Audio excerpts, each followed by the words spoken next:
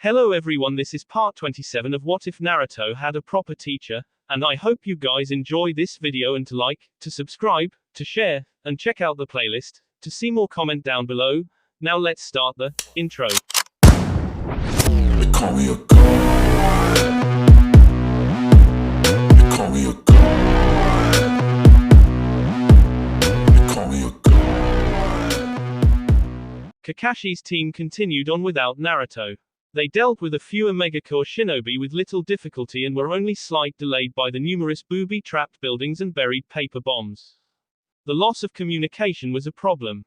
Kakashi wondered if it had been a specific jutsu, the sheer amount of chakra saturation in the air, or a technological attack that had scrambled their radios. Either way, it left him in the dark regarding the overall battle structure. Naruto, with all of his clones, would have a much better idea on how Konoha was faring, however he had not yet returned from base camp. It didn't take them long to figure out what Naruto was doing. Above they felt Naruto's custom jutsu began to form. The air screamed in fury as it sought to obliterate the enemy who had taken control of the skies. Team 7 watched as two chakra abilities collided. To normalize, there wasn't much to see, however to someone with the Sharingan it was a sight to behold. The hyper-dense air rushed down with enough force to level a fortress, only to be met by a wave of power. When the two forces met, a thunderclap shattered windows throughout Omegacore. The sky ripped apart as swirls of excess chakra made it shimmer. To the Sharingan it was a riot of color. Despite the power of Naruto's jutsu, it was blocked by the Akatsuki's force wave. It makes me wonder if even Sakura's barrier seals could hold that attack back. The only positive thing I can see from this is the amount of chakra Yahiko used here. Unless he has some way of siphoning more chakra and he can't continue to use that ability over and over. He explained for Sakura's benefit. Sakura, that attack he is using requires an enormous amount of chakra. He can fluctuate how much he uses. When my clones fought him in the air, it was a lot less powerful. If he fires that one at us, take no chances and use your most powerful barrier fuinjutsu. Hi, Kakashi-sensei. Sakura responded. Sasuke had not needed the explanations since his own eyes and clones had drawn the same conclusion. He idly wondered if the Susanoo could take a direct hit at maximum power. The three of them moved deeper in. So far they had yet to find a shinobi matching the description of Nagato. There was no guarantee he was even here, but it would make sense that a Rinnegan wielder was running the Akatsuki. Who else could have assembled so many different S-class shinobi and made them work together? Kakashi had a feeling they were right about that. The Rinnegan was said to be even more powerful than the Sharingan. What strange abilities would he have to deal with? Ultimately, there was no way to be certain of their final victory here. Kakashi knew he had done the best he could with his team and they were as ready as they would ever be. Naruto was shocked that his jutsu had lost. He was aware of Sky Hammer's weaknesses. It didn't do well with pinpoint targets. It took longer than other types of jutsu to use. It required a ridiculous amount of chakra. What it had going for it was its sheer power, and the team in the sky just faced off with it head on. And won. He was breathing heavily due to all of the chakra-intensive abilities he had been using. He still had his 3 senjutsu clones ready, but he didn't want to use them before they encountered this Rinnegan guy. The description of Nagato was etched in his memory, but so far no one had found him. I can't leave this guy in the air for too much longer, but on the other hand, unless I pop a senjutsu clone, I don't have a whole lot of options here. At the speed nature energy dissipated, it would be foolish to jump into Sage mode again so soon. First he needed to find Sai in the chaos and get him to put together another ink bird. He quickly made some clones to fan out with orders to pop themselves if they located him. In addition, he sent a few to track down Kakashi and let him know where he was going to be. It didn't take him long to find him. The pale shinobi had a nasty wound on his thigh that was getting healed up by the one of medical nin when Naruto arrived in a blur. Sorry to interrupt, but I need an ink bird as fast as possible. Sai still had his mask on since there were a number of foul substances in the air that had been launched by the Suna puppeteers. Even without being able to see his face, Naruto could tell the guy was running low on chakra. Silently he pulled out his ink and drew a bird that swiftly emerged into larger size. Naruto jumped onto the giant painted eagle. His eyes were hard behind his mask. Those clay bombs had killed several Konoha shinobi. Probably even more than Suna's betrayal had. Kakashi would probably chew him out later, but this needed to be done. Break. Neji's eyes had been on full alert, which gave his team plenty of time to prepare for the coming onslaught. His eyes widened as he relayed the information to his team. 8 non-robed threats approaching with 3 Akatsuki members. 2 of them look exactly like the ones we just defeated. Neji didn't include information about the giant crab or the giant dog that was quickly approaching with them, since his team could see them from a distance based on their size. Asuma was not amused. Either the ones he had fought were some sort of clone, or these Akatsuki were really good with a henge. The henge was acceptable since he would still have killed some actual Akatsuki members, but if it was a clone then he hadn't killed squat. Tenten immediately unsealed her bow and began raining explosive arrows down on their opponents.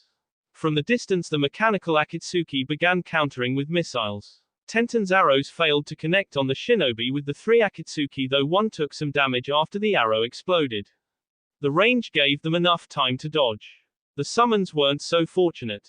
The crustacean seemed to weather the blows fairly well, but the dog took severe damage. To Tenten's horror, when the dog collapsed, an explosion of smoke appeared, and when it dissipated there were 2 dogs, both uninjured. Tenten allowed Asuma to conserve chakra and shot the missiles down before they came close. Neji and Lee moved to the front, ready to do battle with the enemy in close combat. As Asuma joined, he stood a little apart so that his jutsu wouldn't harm them. The Predator path went toward Asuma, who was the only shinobi Pain had seen use ninjutsu during the previous fight. The Predator path wasn't involved in the fight, but all of the Pains shared vision. The human path went toward Neji and the Asura path went toward Lee.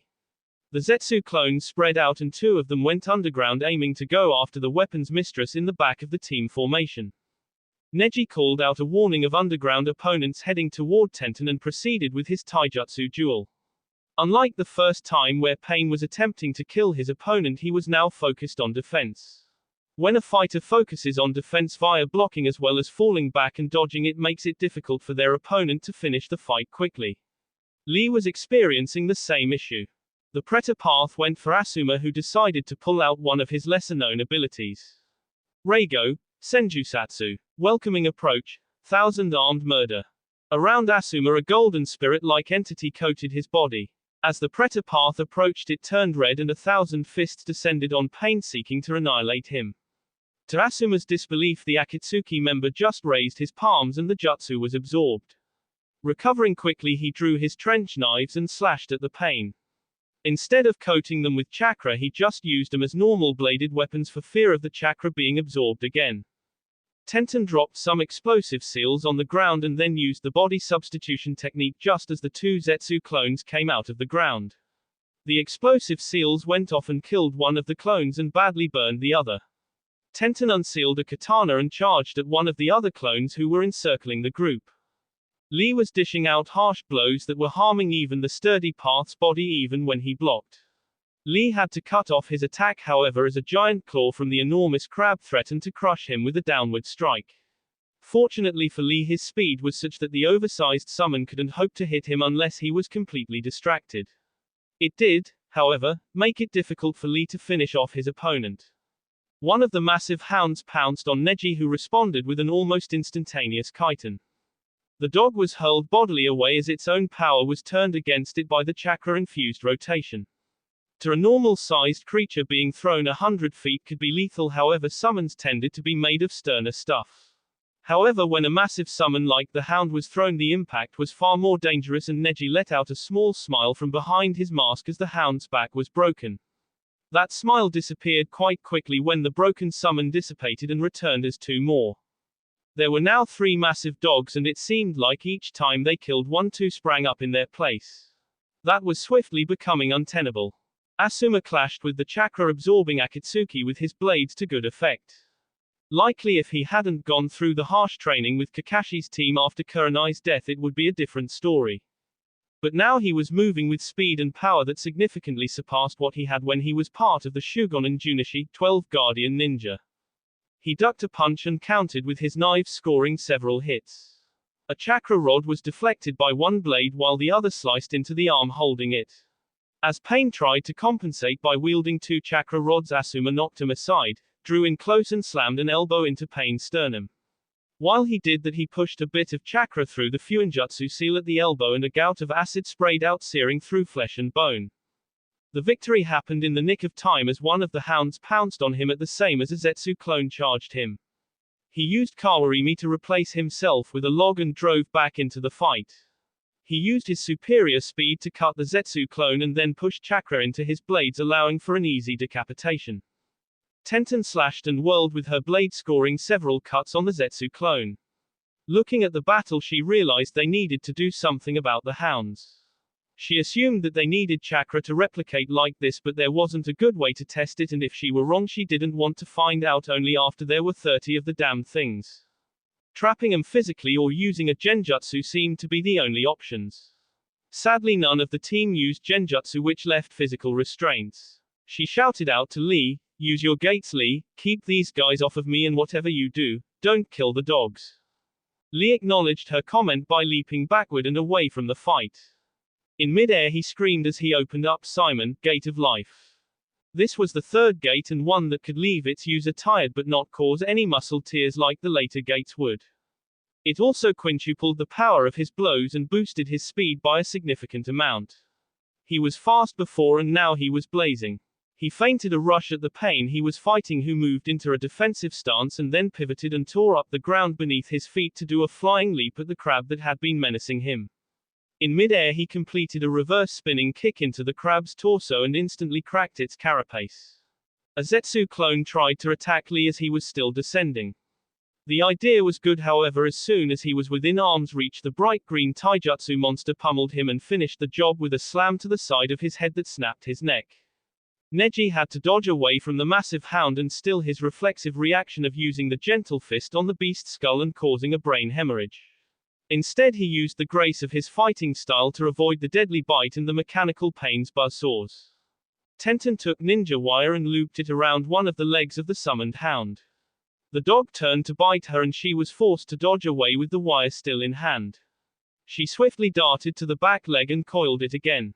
Sensing something was wrong, the dog tried to move, which tightened the wire around both limbs and strung them together.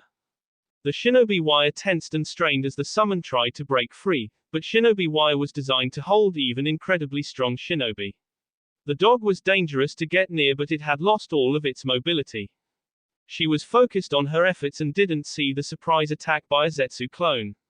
At the last second, she attempted to lash out with her blade, but he was already inside her guard and thrust a kunai into her abdomen.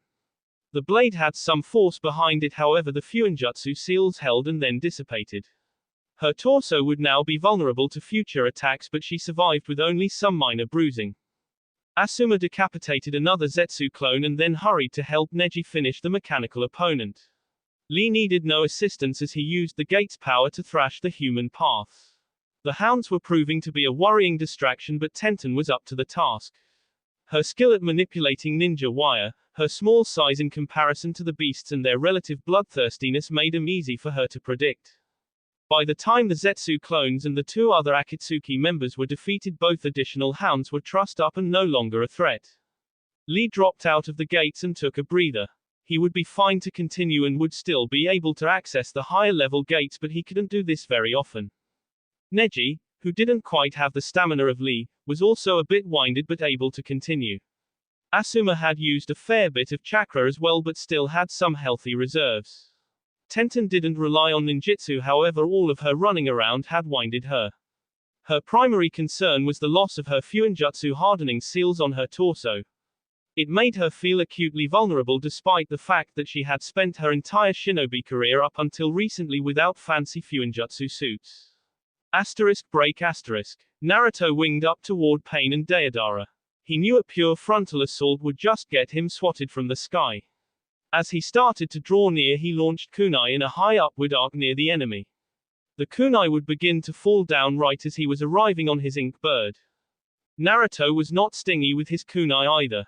He threw dozens and dozens at various speeds and levels of strength. He even threw a few directly toward Pain and Deidara, though they were easily able to avoid them based on the distance. Battle was about to take place, so he popped his senjutsu clone and let the natural energy flow into his body. As he came close, he saw clay bombs being launched his way. As they grew closer, he counted them with futon, daitopper, wind release, great breakthrough. The natural energy flowing through his chakra network made the jutsu even more powerful than normal. The clay spiders, birds and assortment of constructs blew apart from the impact of the gale force winds. Naruto sensed the chakra gathering an instant before Pain finished his Shinra Tensei, almighty push. He used Kawarimi with one of the kunai that was now descending from the sky, taking him out of the path of the wave of force. He instantly unsealed one of Sakura's special kunai and launched it at the Akatsuki. As the kunai left his hand, it automatically released the storage seal, sending an additional 40 kunai racing out. All of those also activated a moment after being unsealed, turning the 40 kunai into 1600 kunai. Naruto watched as the shinobi that matched the description of Yahiko did not use his ace jutsu. Instead, he slapped away all of the kunai using a chakra rod. As the Jinchuriki used Kawarimi again, he analyzed the situation like Kakashi taught him to. Several options existed. His opponent could be running low on chakra. Or he could be lulling Naruto into a false sense of security and then hit him with it again. Alternatively, the jutsu may require time to recharge for a variety of reasons. The most likely reason in Naruto's mind was that such a powerful attack would likely stress the chakra network. As he once again replaced himself with a falling kunai, he launched another specialized kunai, this wave coming from above the two flyers. One of the kunai nicked the Ex-Iwa Nin across the shoulder and Naruto instantly replaced himself with that projectile. Deidara was by no means a slouch in taijutsu. But it was not his specialty. Even without Sage Mode, the taijutsu and kenjutsu focused Naruto would have ripped him apart in close quarters. The fact that he was in Sage Mode meant that Deidara was doomed. Likely Deidara had anticipated that the Konoha ninja's attack was going to rip right through his clay clone, thinking that was his actual opponent. Unfortunately for him, Naruto was in Sage Mode, and that meant he knew precisely where the real Deidara was. Naruto ripped his blade out of its sheath at speeds greater than Iaido, way of EI. The blade did not move in a horizontal slash, instead it plunged straight down and through the clay bird to where the real Deidara was hiding. It slid through his chest with sickening ease. It was a killing strike, and in the last moment of life he detonated all of his remaining clay, including the clay construct Naruto was standing on. Naruto had tried to sheathe his weapon and complete the body substitution technique again, however he was a mite too slow. The blast slammed into him and threw him into the air. The Fuinjutsu seals guarding against heat saved him from some painful burns, however the blast probably would have shattered his eardrums and broken his joints were it not for the enhanced durability of Sage Mode. As it was, he was flying uncontrollably and wasn't in a great position to defend himself as the drill beak of the malformed bird tried to skewer him. At the last moment he deflected the charging bird with Kawazu Kumite, Frog Kumite. The bird's beak was pushed to the side and cracked painfully. Pain came in a moment later with a chakra rod extending, and Naruto found he was unable to dodge or block effectively. He took the blow on his shoulder. The chakra rod nearly burst through the Fuinjutsu seals, however they had just enough energy to negate the piercing strike as they fizzled out. Naruto was pushed away and was now falling toward the earth. Kunai was still up in the air since had really launched several of them at absurd distances vertically. Before he fell out of range, he used another Kawarimi to appear above the Akatsuki. Pain's Rinnegan could trace the path of the chakra and instantly let loose with Shinra Tensei, almighty push. With no time for another body substitution, Naruto crossed his arms over his chest and took the jutsu hard. His entire body was driven back and pummeled. The last of his Fuinjutsu seals hardening his suit were ripped asunder. His Sage Mode protected him somewhat, but it wasn't enough for him to escape injury. Naruto felt a rib crack under the pressure and heavy bruising appeared on his arms. The natural energy in his body was gone and he reverted painfully back to his normal self. He was much too far away for a Kawarimi to be successful. However, that also meant Pain wasn't able to capitalize with a follow-up attack. Naruto was simply too far away after being hurled through the air from the Rinnegan-powered jutsu. That meant that Naruto had a good 20 seconds before he hit the ground. Long enough for him to pop another one of his Sage Chakra clones. Only one left. He then went through the hand seals to perform his poor mimicry of his father's legendary jutsu. Unlike his father's jutsu, this required a great deal of chakra. It also took slightly longer than a Kawarimi to complete. However, it was pure teleportation. There was no substitution, no being able to track the chakra as it moved from point A to point B. It just appeared at point B. Just like Naruto did, appearing from the kunai that was sticking out of the deformed monstrosity Pain was riding. Pain's eyes widened in surprise when Naruto appeared before him again. How did you? Naruto charged forward with his chakra-laced katana, sweeping down with a vicious diagonal cut. Pain's chakra rod snapped when it tried to block the blow and the blade continued on delivering a nasty cut across his chest. Pain stepped back as Naruto instantly moved into another attack. This time Pain channeled his own chakra into the rod to prevent it from snapping and the close quarters battle began. Yahiko was Pain's greatest body. It moved far faster and had more strength and stamina than all of the others. He could match the green-suited foe that had just recently defeated another of his paths, even when he had used his kinjutsu. For the first time since started using Yahiko's corpse he felt outmatched. His opponent's speed and power were simply greater than his. If it were not for the fact that he was now purely defending against his opponent's strikes with 2 chakra rods, his borrowed body would have been diced to pieces. Naruto didn't only fight with speed and power but also with grace and skill. His training under Konoha's best kenjutsu masters was paying off in spades. Feinting one way and then twisting his blade with maximum force at a different angle was forcing Pain to block in ways that pushed his arms out of position. Each move led to another further manipulation of Pain's movements. There was no time for Shinra Tensei, almighty push, or anything else. When Naruto judged the time was right he fully pushed out the chakra rods and finished the fight with Heiken, Tsukikage, Secret Sword, Moonlight. The vertical sword strike struck so quickly that it left an afterimage of Naruto. His futon-enhanced blade bisected Pain right down the middle. Sorry pervy sage, there was no way your student could live after what he has done. With the last bits of senjutsu chakra he had left he stabbed the bird to death and teleported back to his team. Break. Kankuro had lost all of his puppets. Every last one of them he had brought with him was smashed to pieces. If it weren't incredibly unmanly he would have wept. Now he had a new goal in mind. Survive. Screw Yura and his insane talk of fighting a Sannin and then also fighting the Namikas. I gave it my best shot and we got annihilated. It was bad enough when it was just Tsunade and a giant slug. Trying to deal with a giant toad and 100 of those vicious clones was suicide. Looking around Kankuro realized just how screwed Suna was. Almost everyone was dead including that optimistic moron Yura. Tsunade had grabbed him by the arm, broke it and then lifted him in the air by it and smashed him into the ground with enough force to shatter his skull. Kankuro fled the battlefield as the remaining Suna shinobi scattered. Konoha was not in a forgiving mood. Tsunade herself had stopped chasing, probably because she was their medic. But there was still a number of clones alive and dozens of Konoha shinobi bent on revenge. Bad blood had existed ever since the failed Oto, Suna invasion and many shinobi had thought Jiraiya was too magnanimous in his treatment of Tsunagakure. Now with a second betrayal their blood was up. Kankuro saw more than one Suna shinobi attempt to surrender only to be cut down. He couldn't really blame Konoha. There was still a battle raging on and taking prisoners would tie up resources. It did make his blood run cold as he worried he would be next.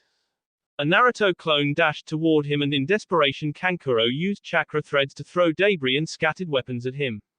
The clone easily dodged the weapons and larger debris but one of the smaller pieces must have hit him as the clone dissipated. Fuck, that was too close. The puppet user knew the obvious place to flee was away from the battle altogether.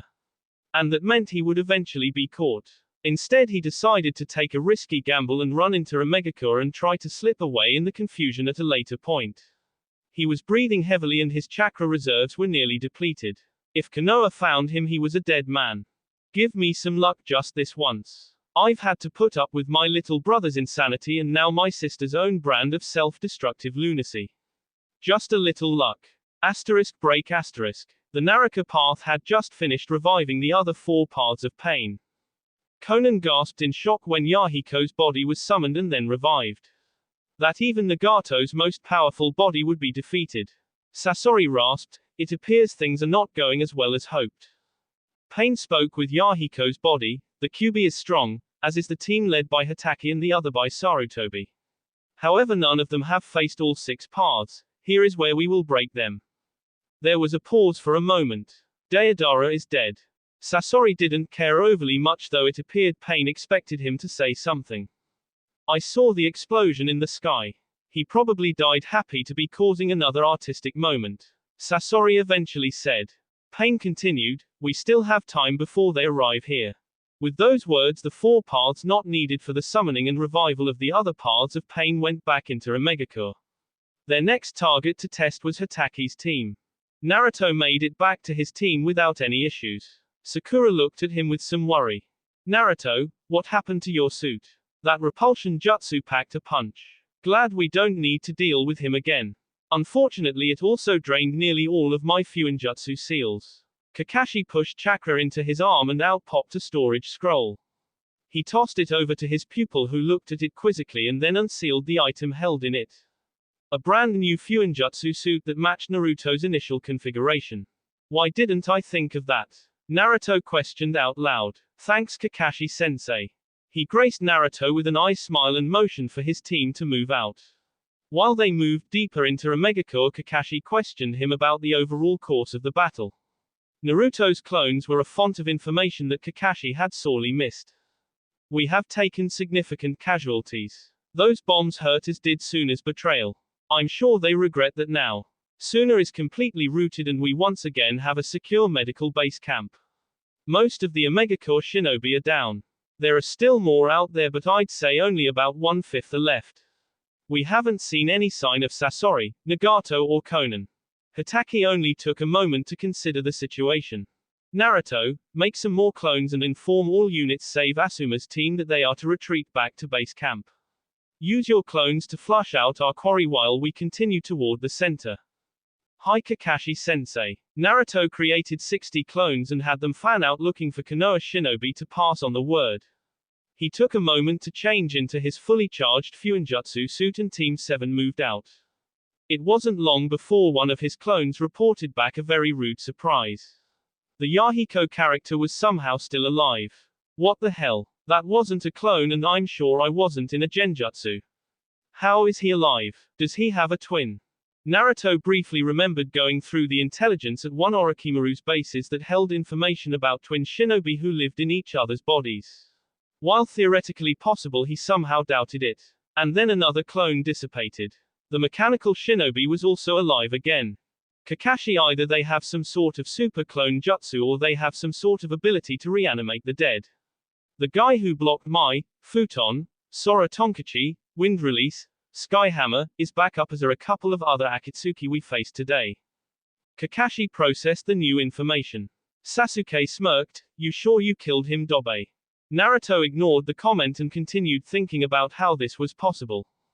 Kakashi made an intuitive leap. It must be the Rinnegan. We have no idea about its powers, but it isn't impossible for it to have some sort of power over life and death. It is strange that it wasn't used to bring back other Akatsuki like Kisame or Kakazu though. Sakura considered how to solve the problem of opponents who wouldn't stay dead. Maybe we should try to seal them. Disable their body and put it behind a powerful enough barrier, and even if they come back to life they wouldn't be going anywhere. I say we burn them. Their bodies won't recover from Amaterasu no matter what strange powers the Akatsuki has. Sasuke sounded confident in his dojutsu. Kakashi looked at his team and then turned to Naruto. Wait here and go into sage mode while we move on. Catch up to us and then lead us to Yahiko. I want you to keep your senses on him after he is defeated and see what happens with his chakra. Naruto nodded and immediately created a few clones to watch over him and sat down in a meditative stance to gather natural energy. Kakashi led his team further into a megacore. It turned out that they would not need Naruto's sage-enhanced senses to find Yahiko since Pain had found them. Sasuke grinned as he saw the man who had blasted his clones out of the sky. Naruto had been able to take him out and now it was his turn. His Sharingan saw 3 other Akatsuki members approach as well. They had only been traveling for a few minutes, but as they were traveling at shinobi speeds it meant that they had covered quite a bit of ground. Naruto would gather the necessary natural energy very shortly and then would come support them. However, for shinobi a few minutes could be a lifetime. Break. Asuma's team had encountered some light resistance as well as number of hidden bombs. It would have been slow going if it had not been for Neji's Byakugan. With their approach undeterred, they were nearing the center of a megacore and the tallest spire. There is a Fuinjutsu barrier near the top of the building. I also see Akatsuki in front of it roughly 50 stories up. Neji informed the team. Tenten let out a whistle. Yosh, we have found our enemy. Your eyes channel the burning flame of your youth. Asuma chuckled. We'll scale the building by walking on the walls. With all the damned bombs, I don't want to be indoors until we absolutely have to. Climbing up the vertical side of a building wasn't any more difficult than climbing up a tree. For shinobi of their caliber, it was trivial. All four of them were somewhat surprised to arrive at the apparently enemy headquarters before Kakashi's team. Granted, they had also been tasked with keeping the skies clear, nonetheless it was still gratifying and at the same time, worrying. Break. Pain saw the approaching Konoha shinobi through the eyes of the Naraka path and the animal path. It had been surprising that Konoha had a second team that could challenge his power. Each of them had displayed abilities that made him splendid shinobi. The difference in what Konohagakure could product and the rest of the hidden villages was stark. The animal path summoned the giant snake-tailed chameleon. It would be no defense against the Byakugan, however it was critical that these two paths survived. The Naraka path was key to Pain's ability to continue fighting even after bodies were destroyed, and the animal path allowed those bodies to be conveniently summoned to safety for rebirth. The Naraka path stepped inside the chameleon while the animal path stepped on its head. The great chameleon attached himself to the side of the wall and blended in with its surroundings. Pain ordered Sasori, do not take chances. Deal with them. Sasori was inside his puppet Hirako, but that was no barrier to his chakra strings. He unsealed his favorite puppet of all. The Sandaime Kazekage. The spymaster of the Akatsuki knew the dangers of being overconfident when it came to the elite of Konohagakure. But he was still confident. His puppet wielded Satetsu, Iron Sand, and Jiten, Magnetic Release, to devastating effect. To this day it was still considered the most feared ability Sunagakure had ever created. To his right and to his left were two of Orochimaru's former minions. Sasori was not impressed with either Guren or Kidomaru. Guren's Shoten, Crystal Release, was an interesting ability, but he had seen better.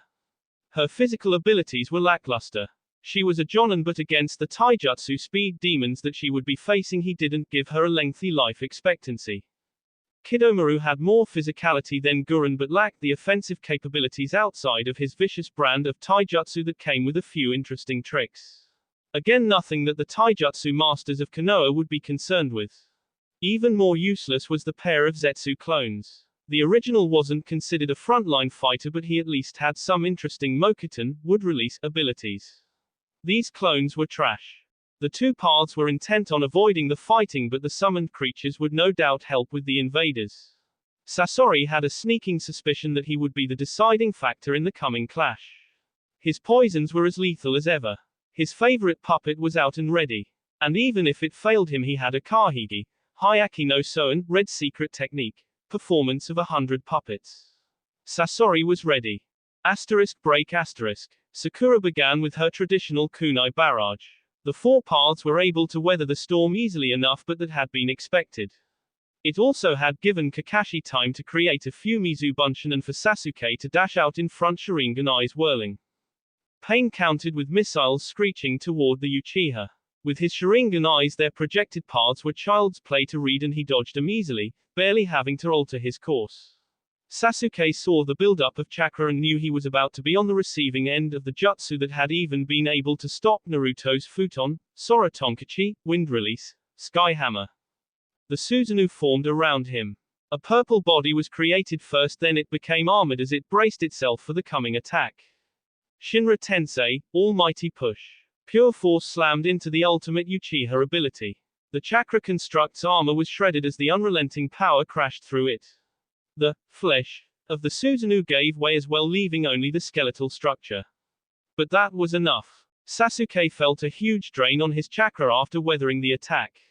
He quickly reformed the Susanoo and armed it with a blade that attempted to slice Pain apart. Pain was able to dodge away from the purple blade and then was assaulted by a pair of Mizu Bunshin. He easily defeated them, turning them into puddles of water as he hastily avoided a second strike from Sasuke. Kakashi wasn't idle in this time. He picked out one of the targets and blazed forward at top speed. A Chidori whirled in his hand and his opponent ready to absorb the chakra. At the last second, Kakashi used the substitution jutsu to switch himself out with a piece of debris behind Pain and lashed out with his attack. The Akatsuki members saw the attack coming thanks to the shared vision they had, however the speed and ruthless execution made even that bit of foreknowledge useless. The Chidori slammed into the Akatsuki's neck and killed him. Sakura meanwhile tested her opponent's ability to fight off genjutsu. She clinically noted that some genjutsu seemed to utterly fail to confuse her opponent and they would be dispelled almost instantly, while other genjutsu seemed to stick for several critical seconds before her opponents realized what was happening. She had used primarily C-ranked genjutsu in rapid succession on all of her opponents. This doesn't make sense. In one instance I was able to stick the second genjutsu on the mechanical one even though he should have already been expecting it after successfully dispelling the first one. I wasn't expecting it to work, just testing how quickly he could dispel it, but he shows no signs of coming out of it. The instant she had that thought, the chakra she had used to invade her opponent's nervous system was flushed out. Konoha's genjutsu mistress wasn't sure what to make of it and now had other worries to concern herself with as one of the Akatsuki members was menacing her with a chakra rod. Sakura focused on evading as her strong and fast opponent sought to kill her. She took a half step back and then lunged forward. Her kunai pushed the chakra rod away as she sprang forward knee first. At the same time she pushed chakra into the fuinjutsu seal of the knee, causing a blast of point-blank kunai to come screaming out of the suit right as her knee impacted Pain's body. The human path would normally have been fine with even a powerful knee to the stomach, but not when half a dozen kunai perforated his guts. Before he died, he was able to use his free arm to viciously backhand the triumphant Sakura. Her mask cracked and her neck twisted painfully to the side. Ouch. Got too focused on my fuinjutsu trick and let my guard down. The mask was useless now and she removed it. Her cheek and neck ached quite a bit but she could still fight. She turned her attention back to the battle. Now there were only two Akatsuki left to deal with. The mechanical one and the Akatsuki who could produce those deadly blasts that had almost overcome Sasuke's trump jutsu. Nagato was impressed by the Susanoo. He had never met an ability that could stop Shinra Tensei, Almighty Push.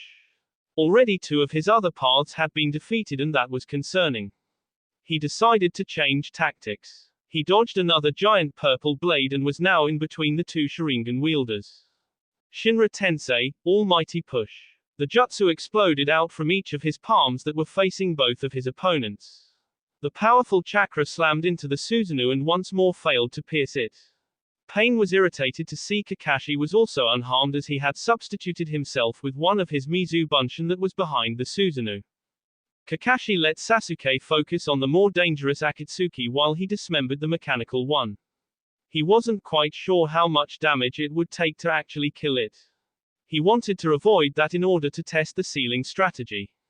After cutting through both arms, Sakura came to the fore and slapped a sealing array on the Akatsuki.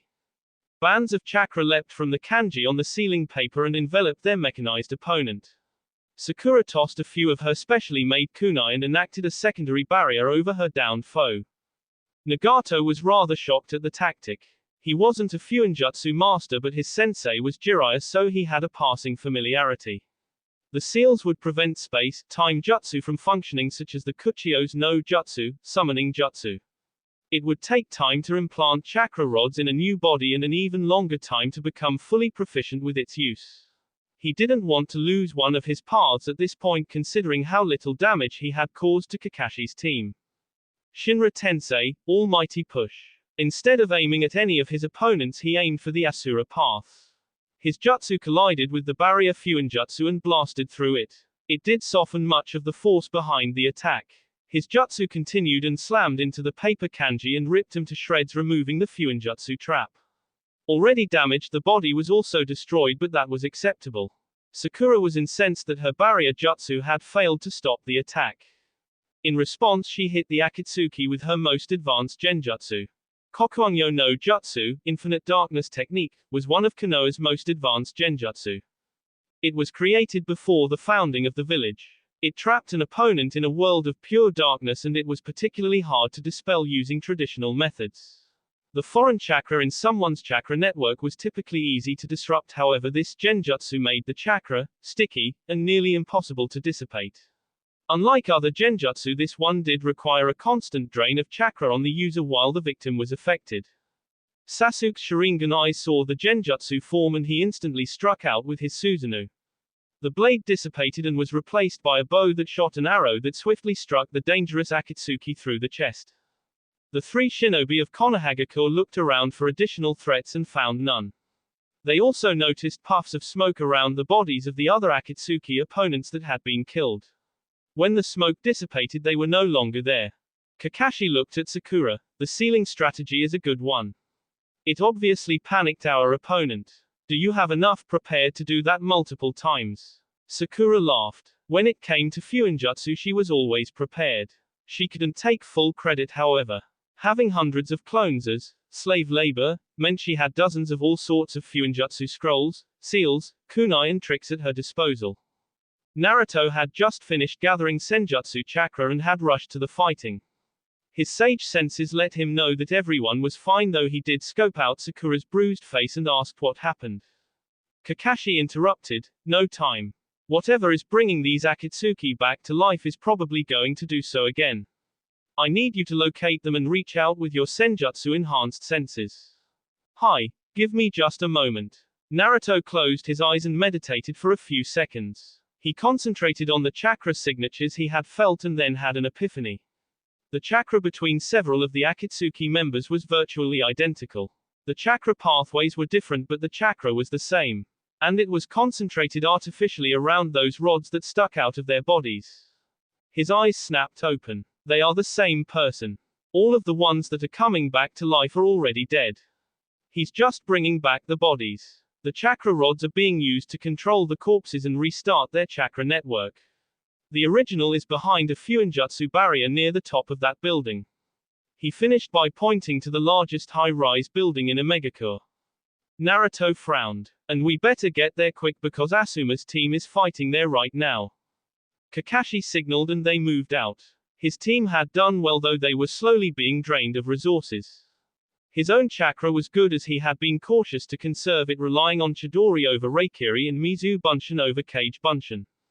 Sasuke, however, was clearly winded after having taken 2 of those chakra blasts and having to reform his Susanoo. The boy kept a stoic appearance, but Kakashi could see chakra and he knew Sasuke had used over half of his.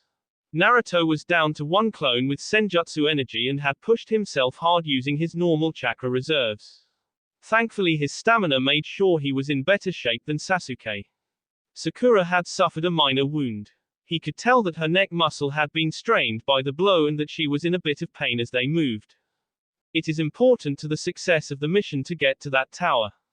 But on a personal note, I'd like to see guys students survive this. Break. Kankuro made his way deeper into Omegakure. He knew this was risky.